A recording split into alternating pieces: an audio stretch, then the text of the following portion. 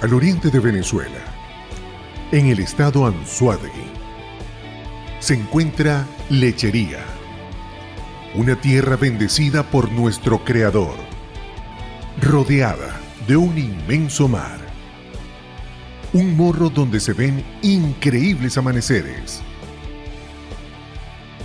e inigualables atardeceres, con historia de valentía y coraje, donde vive gente cálida y amable. Y es allí donde nace la iglesia Casa de Dios Betel, un hospital divino creado por Dios para sanar y restaurar vidas. Una escuela de Dios donde el maestro forma y capacita a sus discípulos. Un cuartel donde se forman hombres y mujeres esforzados y valientes. Un lugar donde su presencia ministra con total libertad bajo la unción del Espíritu Santo.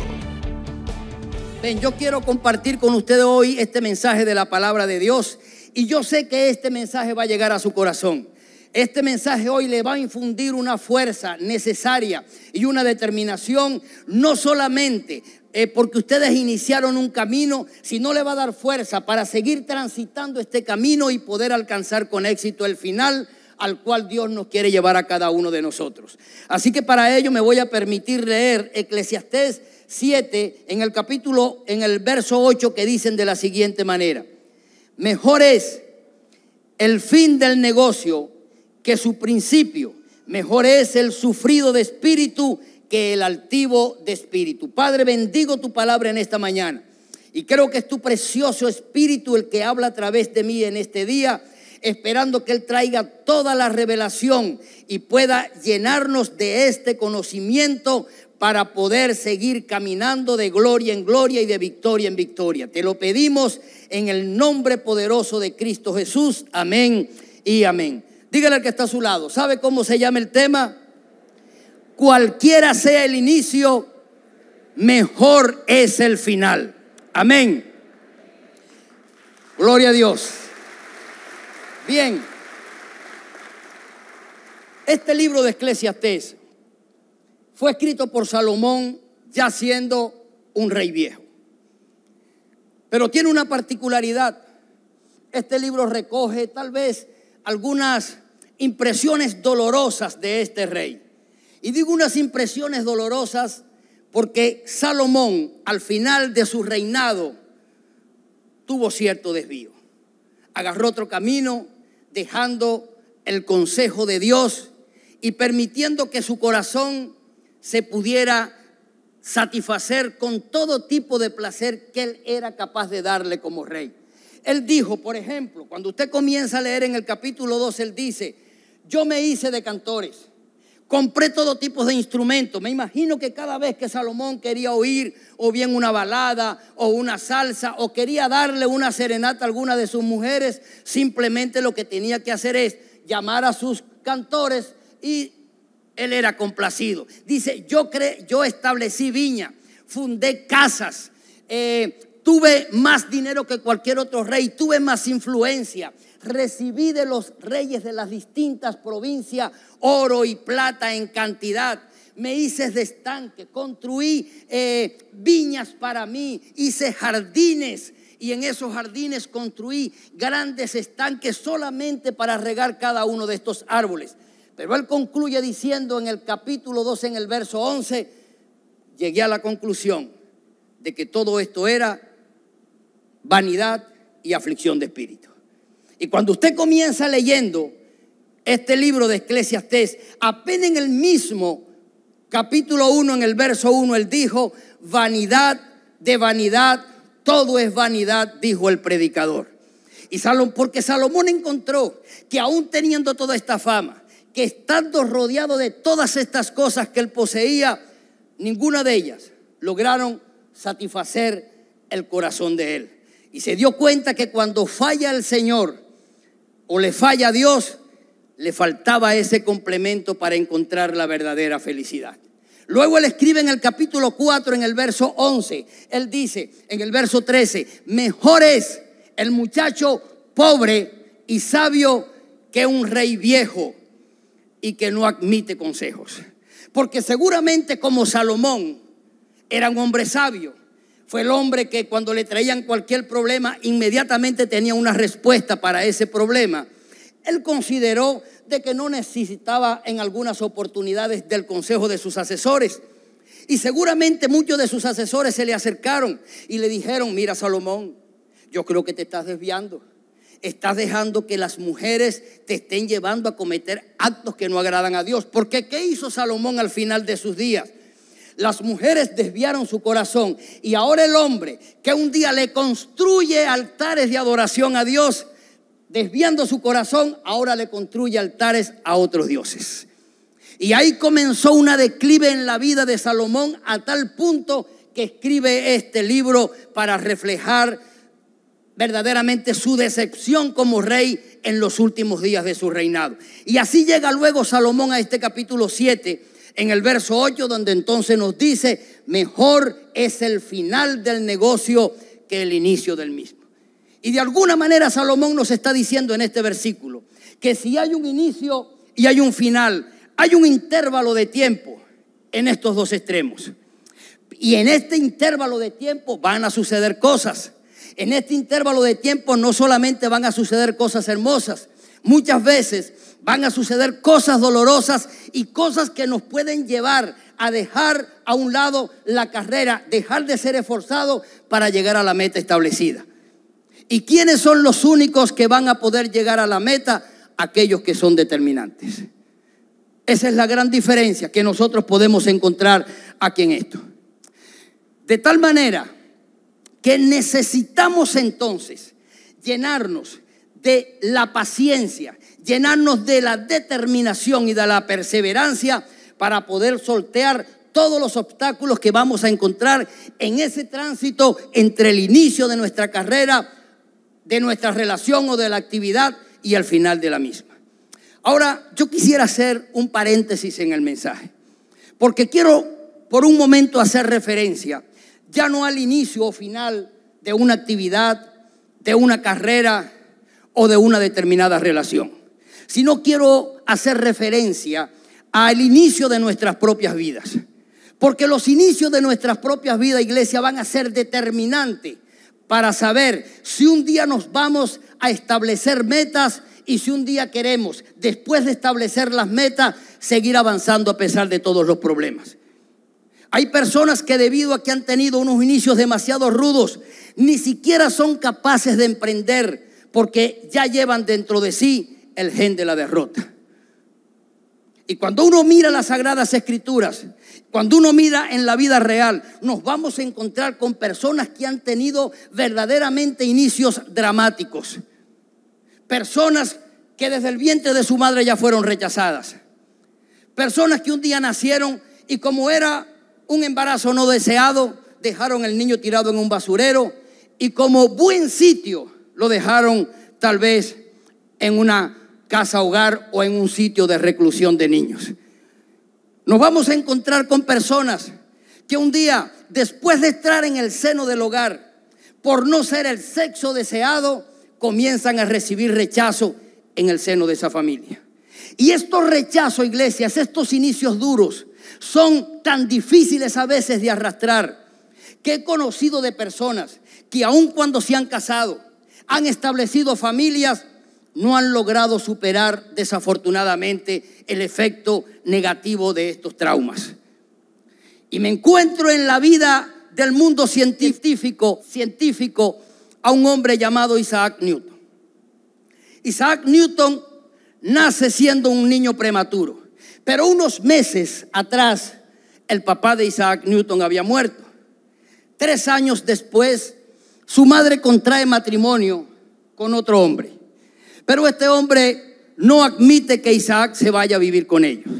Así que Newton tuvo que ser llevado donde sus abuelos, donde no tuvo tampoco la mejor recepción de parte de ellos ni el resto de sus familiares.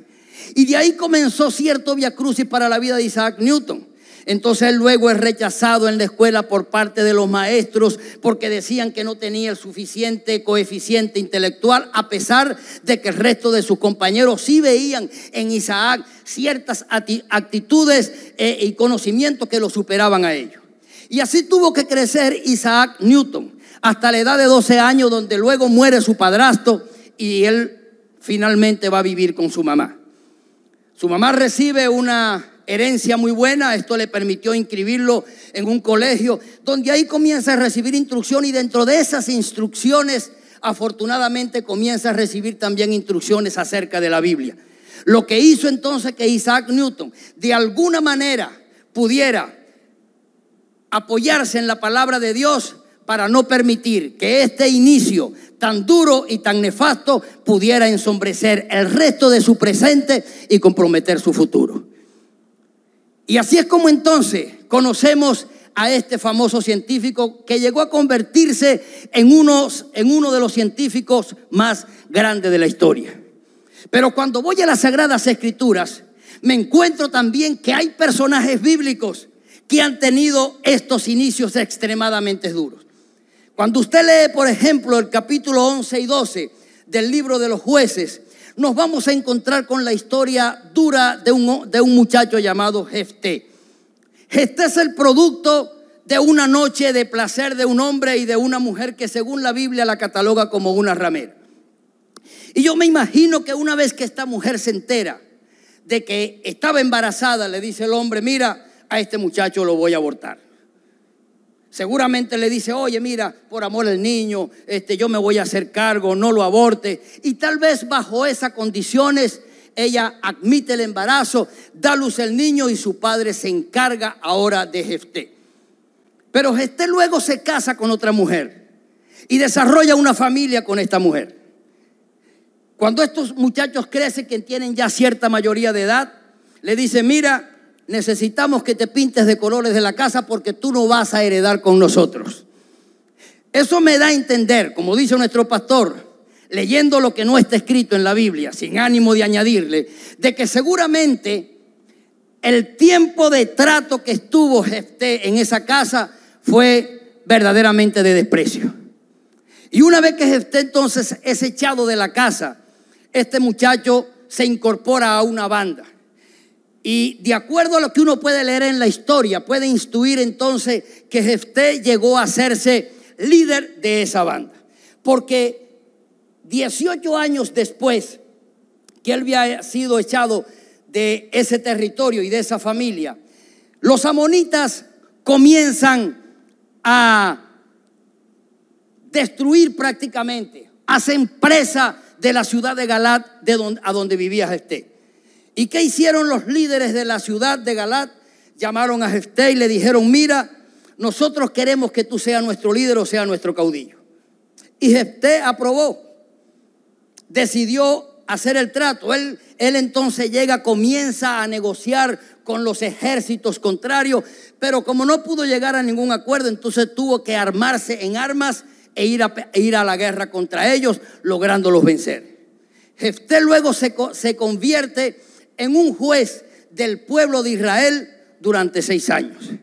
¿Sabe todo por qué? Estos dos hombres tienen dos cosas en común, tanto Jefté como Newton, de que a pesar de su pasado duro y de su pasado traumático, ellos decidieron descansar en el Señor. Y yo creo que cuando nosotros, iglesia, a pesar de cualquier pasado que podamos tener, de rechazo, de indiferencia, de violencia, de abusos sexuales, decidimos venir a los pies de Dios, Él siempre tendrá sus manos extendidas para darnos la restauración que nosotros estamos esperando. Amén. Y a todos los que me oyen por las redes sociales como la que están aquí, yo les voy a decir por qué Dios comprende si tú eres una persona que eres despreciado. ¿Sabe por qué? Porque Él también fue despreciado aún por sus propios familiares.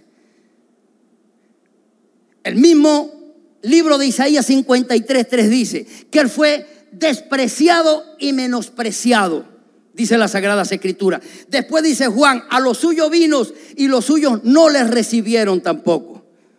Pero esto no fue para Jesús un obstáculo en que Él pudiera seguir su camino en realizar la obra que el maestro le había establecido, llegar hasta la cruz. No debe ser entonces para nosotros, amada iglesia, y a los que me están oyendo, un obstáculo, independientemente del pasado, del rechazo que estemos viviendo, porque hoy Jesús nos extiende tu mano y dice: yo quiero sanar las heridas que hay en tu alma y que hay en tu corazón en esta mañana. Amén. Mire lo que dijo el salmista David un día. El salmista David, un hombre que un día también sufrió de rechazo de parte de sus padres. Él dijo: aunque mi padre y mi madre me dejaran, con todo Jehová me va a recoger. Créeme que hoy Dios tiene los brazos abiertos a ti que estás llorando todavía en esta mañana. Y te estás diciendo: yo quiero ser para ti ese abrigo. Yo quiero ser para ti ese cobijo. Simplemente decídete habitar bajo mi abrigo y yo te garantizo que vas a morar bajo la sombra de mi omnipotencia. Amén. Y aquí cierro el paréntesis.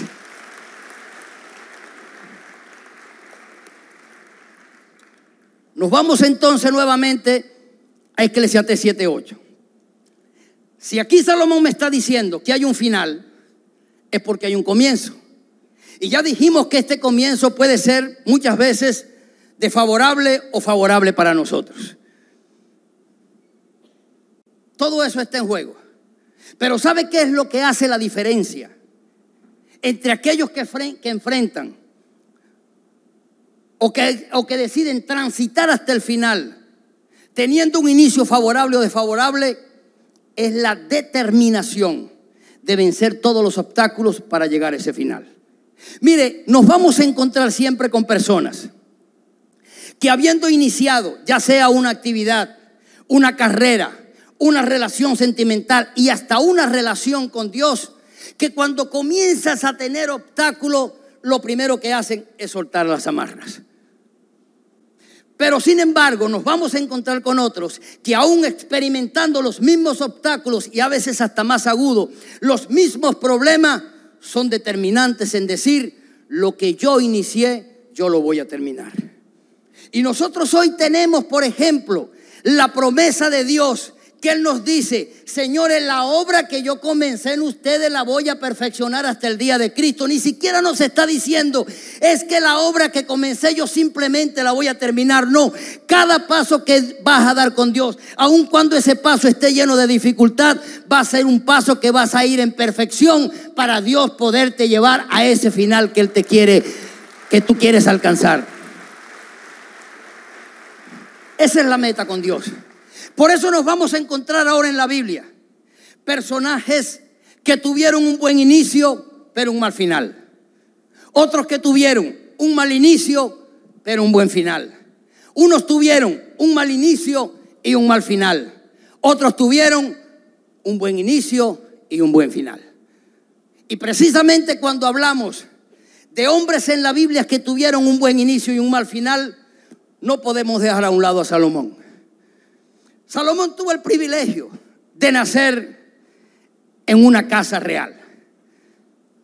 Y yo me imagino que desde el mismo momento comenzó a ser instruido. Tenía tal vez una institutriz para enseñarle buenos modales, tenía otra para enseñarle idioma, tenía otra para enseñarle arte, tenía otra para enseñarle lo que era la cosa de protocolo, en fin, toda la formación de un príncipe que está ostentando a ser un rey. Y me imagino que en algunas oportunidades Salomón entonces se coleaba en las reuniones de su padre, y ahí comenzó a escuchar las asesorías de la gente que estaba con David, y él a lo mejor fue cogiendo luces, porque es que no solamente Salomón tuvo un buen comienzo sencillamente por ser hijo de rey, es que tuvo un buen comienzo porque ya sobre él pesaba una sentencia de bendición que Dios había dicho, que el sucesor de David tenía que ser Salomón. Pero ¿qué sucede con Salomón? Una vez que Salomón llega ahora a ser rey, el hombre comienza muy bien, comienza una carrera en el reinado buscando primero la dirección de Dios. No se amparó tal vez en las experiencias ni en el conocimiento que tenía, sino él dijo, primero busco en la dirección de Dios, porque yo sé que este pueblo es demasiado grande para yo poder tomar las decisiones acorde y llevar a este pueblo a un final feliz. Dios le concede, le da sabiduría, el hombre comienza, dice las Sagradas Escrituras, que durante 40 años su reinado tuvo paz.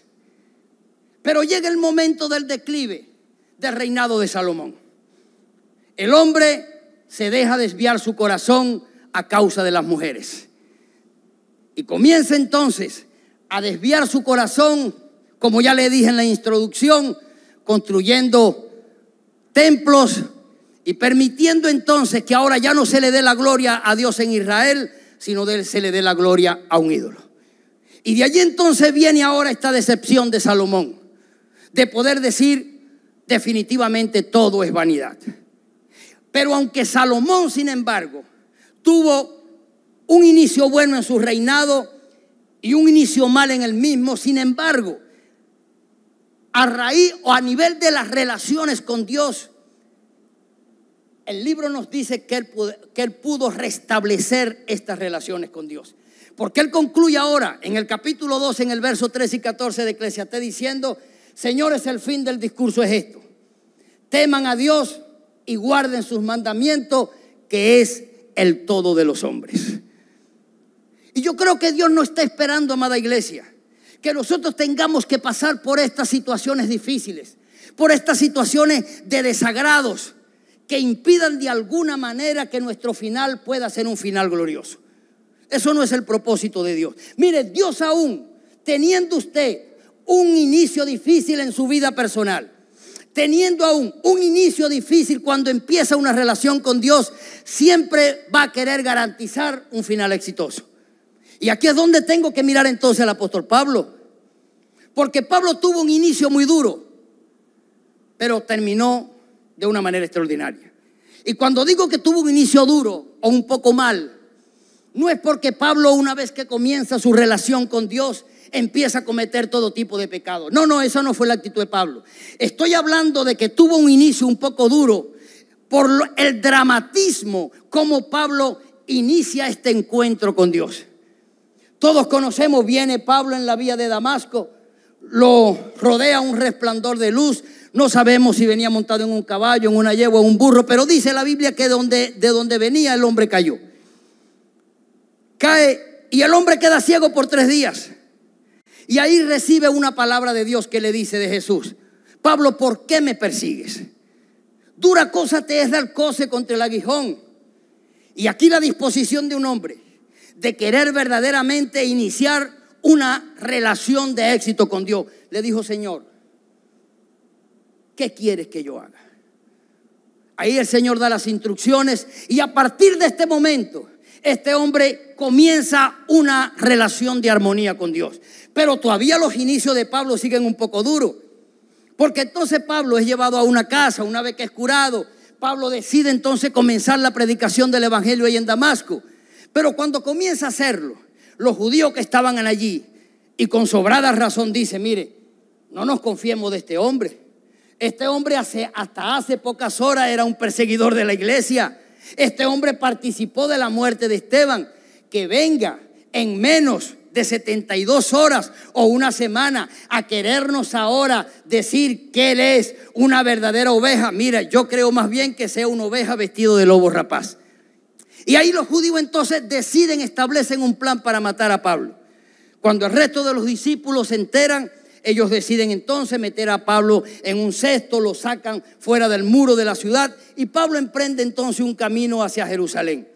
Pero llega a Jerusalén y se encuentra también con ciertas situaciones con algunos discípulos que también estaban recelosos de Pablo.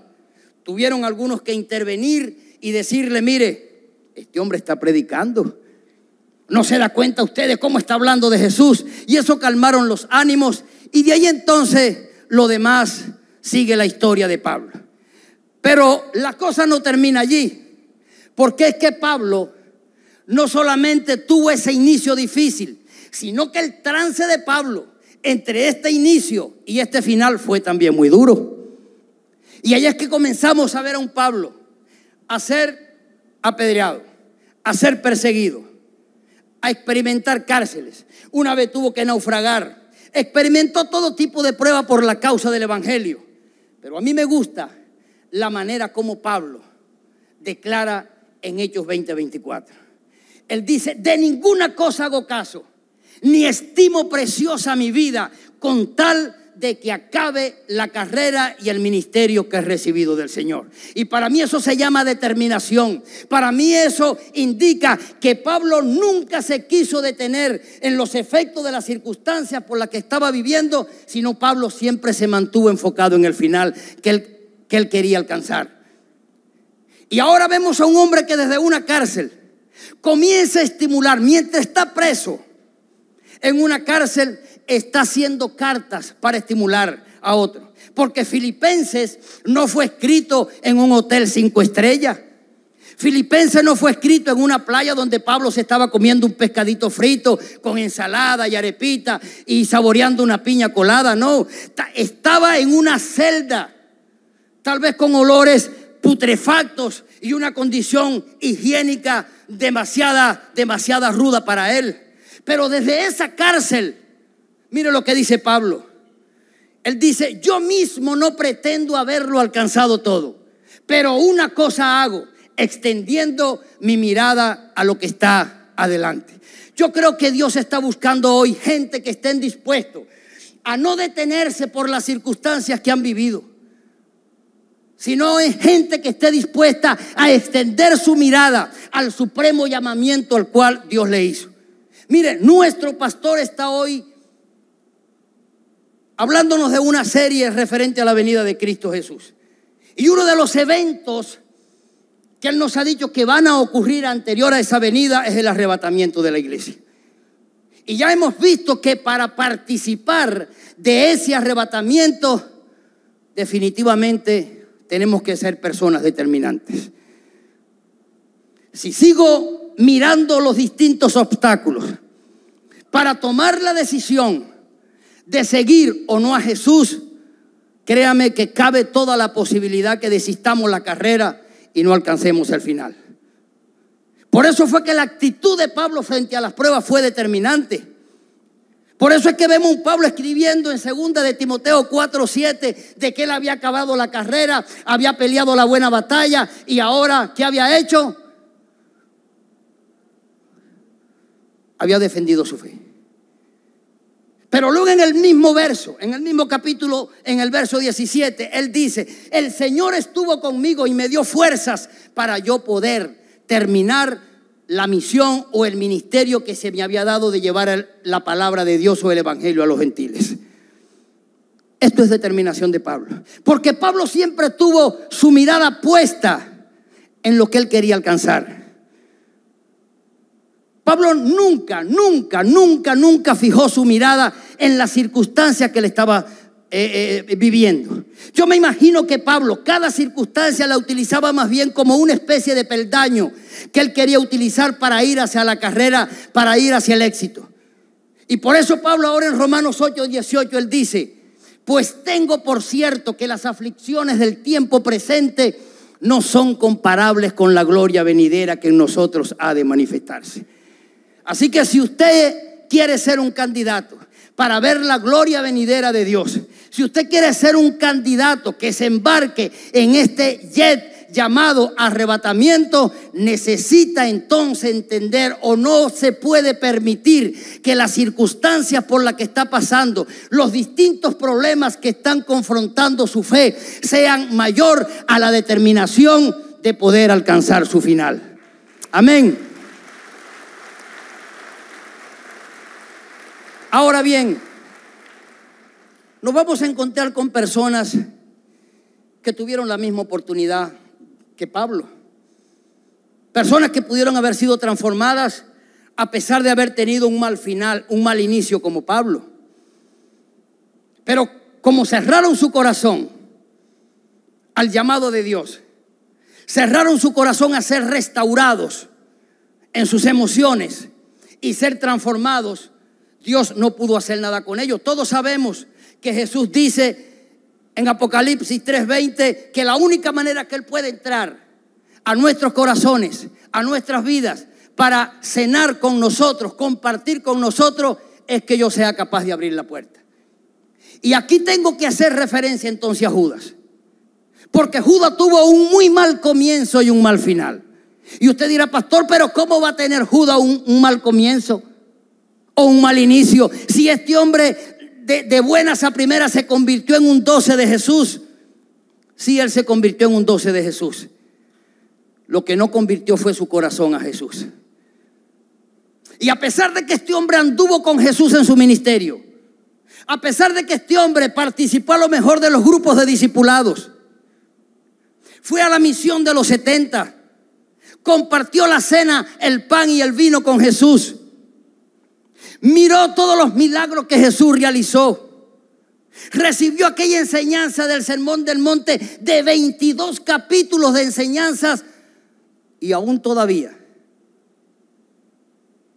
este hombre no fue capaz de decir, yo creo que es tiempo de que yo cambie.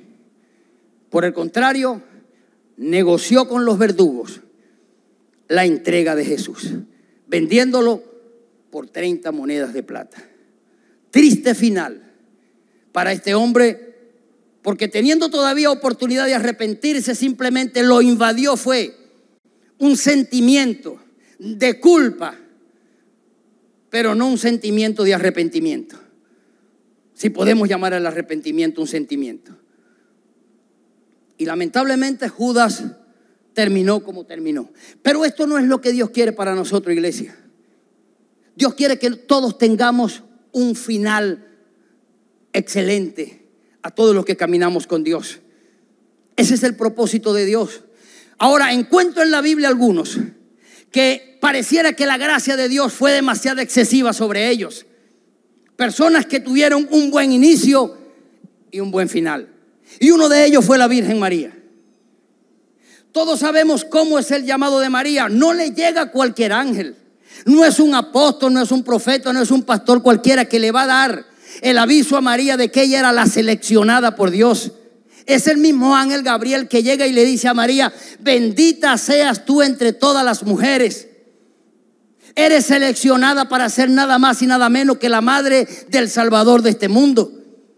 Y aunque María tuvo cierto momento de confusión porque no podía entender lo que estaba pasando, sin embargo al final ella simplemente le dijo, hágase tu voluntad. Esto indica que María estaba aceptando aquel reto y estaba dispuesta no a transitar ahora una carrera con Dios donde se impusiera la voluntad de ella, sino donde siempre la voluntad de Dios pudiera prevalecer sobre su vida. Esto fue un buen inicio para María, pero los buenos inicios nunca nos van a librar de las dificultades del interín del tiempo, del tránsito entre este inicio y el final. Por eso ahora María comienza a experimentar situaciones difíciles. Lo primero que es, cuando va a dar a luz, no consiguió una clínica, todas las clínicas estaban. La única que estaba de turno, el seguro no le dio en el momento la clave para poder ser ingresada. Y tuvo entonces Jesús que nacer lamentablemente en un pesebre. Pero luego que nace Jesús, se activan los enemigos políticos de él y deciden hacer un plan para matarlo. No lo logran.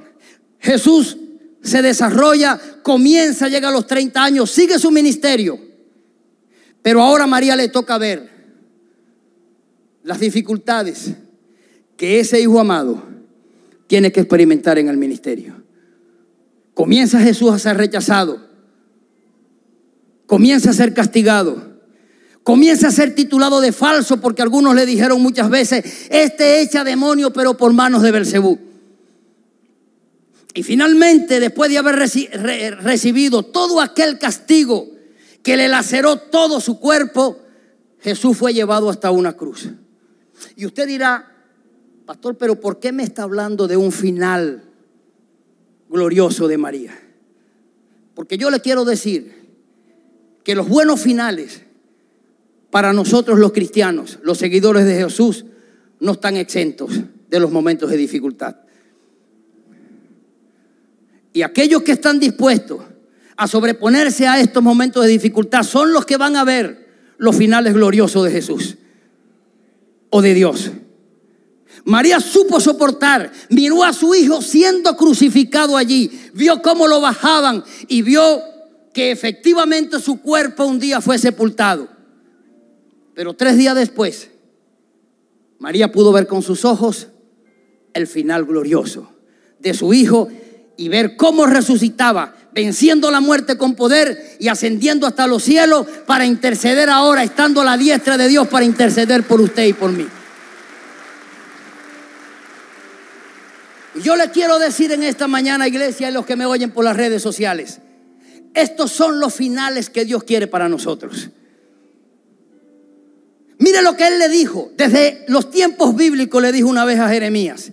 Le dijo, cuando usted lee este versículo, sobre todo en la versión Dios habla hoy, dice, porque los planes que yo tengo para ti son planes de bienestar y no planes de maldad, para darle el reposo y toda ese final de esperanza que ustedes están deseando.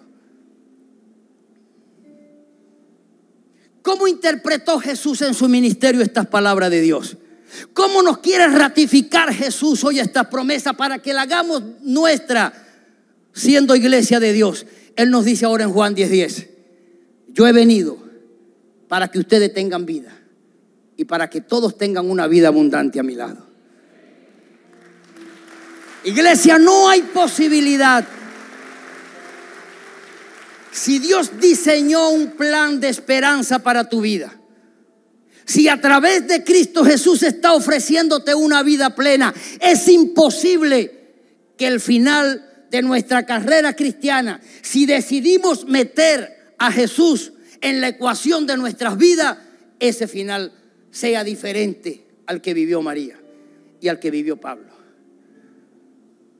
Pero tenemos que estar dispuestos. Así son los finales en Jesús. Los finales necesitan de nuestra determinación.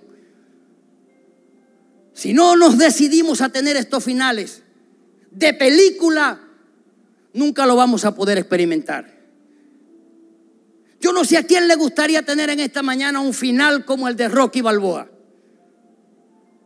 Pero Rocky Balboa es un ejemplo extraordinario para ver cómo un hombre, transitando una carrera de dificultad, llega el último round de su pelea. No había ninguna posibilidad de victoria para él. Pero como este hombre cobraba cada día ánimo, su entrenador le decía, tú puedes, dale que tú puedes. Este hombre saca en los últimos segundos de ese round un golpe derrotando a su adversario. Y a mí me parece que el que escribió ese guión del final de Rocky Balboa, un día tuvo que leer 2 de Corintios 4:9. Porque ¿sabe qué dice 2 de Corintios 4:9? Aun cuando estemos derribados, no estamos destruidos. Y eso lo entendió Rocky Balboa. Y yo quiero decirle, no importa cuántos derribamientos en tu carrera cristiana tú has tenido hasta esta mañana. Si tú decides aferrarte a las promesas de Dios, si estás dispuesto a hacer lo que Jesús dejó establecido en tu palabra cuando nos dice, vengan a mí, vengan todos los que están trabajados y cargados, que yo les voy a hacer descansar. Vas a ser alguien como Rocky. Vas a ser alguien que te vas a levantar del suelo, victorioso, porque tu victoria ya fue conquistada por Jesús y está escrita allá en los cielos. Yo quiero que te pongas de pie por un momento en esta mañana. Yo quiero que pongas la mano allí en tu corazón. Dile en esta mañana, Señor Jesús, hoy yo decido creer que voy a tener un final feliz. Y lo estoy creyendo porque decido hoy ser un oidor, pero también un hacedor de tu palabra. Y ser un hacedor de tu palabra, Señor, me da el pleno derecho para convertirme en una persona vencedora.